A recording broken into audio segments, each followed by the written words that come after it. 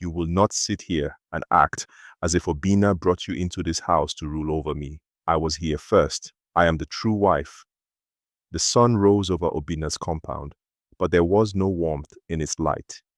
The red earth that once carried laughter and children's play now felt heavy with tension.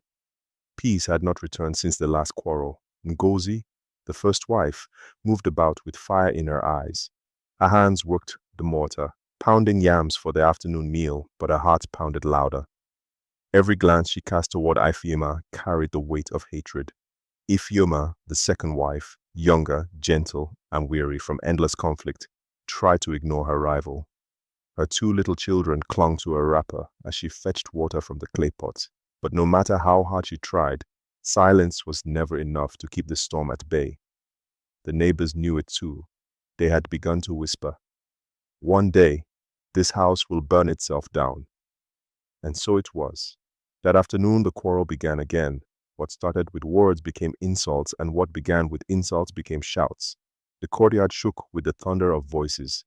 Ngozi's voice cut through the air like a blade.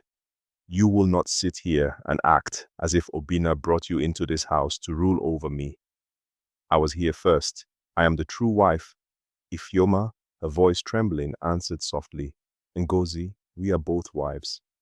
Must every day be war? These children deserve peace." But peace was not in Ngozi's heart. Her fury burst like a storm. She stepped forward, her chest heaving, her eyes wild. The children screamed as her shadow loomed over their mother.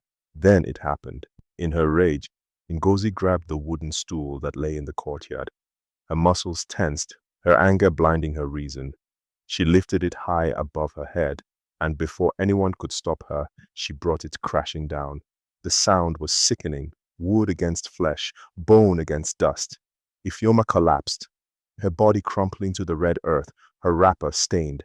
Her children shrieked, falling beside her, shaking her, crying her name. "Mama! Mama!"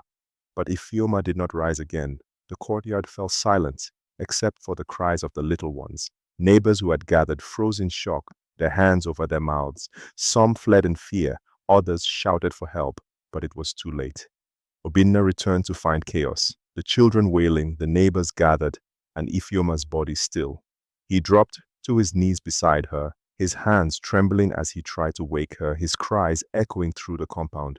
"Ifeoma, Ifeoma, no, no." But her eyes never opened. And in that moment, everything changed. Ngozi, her fury spent, stood frozen, the stool still in her hand, her face pale as though she too could not believe what she had done. Her own children clung to her, frightened not of Ifeoma, but of their mother. The neighbors whispered, some shaking their heads, some already condemning her. And above them all, the truth lingered in the air like smoke after a fire. Blood had been spilled, not by strangers, but within the walls of the home. From that day forward, Obinna's compound was never the same. Ifeoma was gone, but her spirit was not at rest. For though her body was buried, her love for her children bound her to this world. And when the nights grew still and the moonlight shone across the compound, her ghost would return, silent, watchful, carrying the sorrow of a mother who could not leave her little ones behind.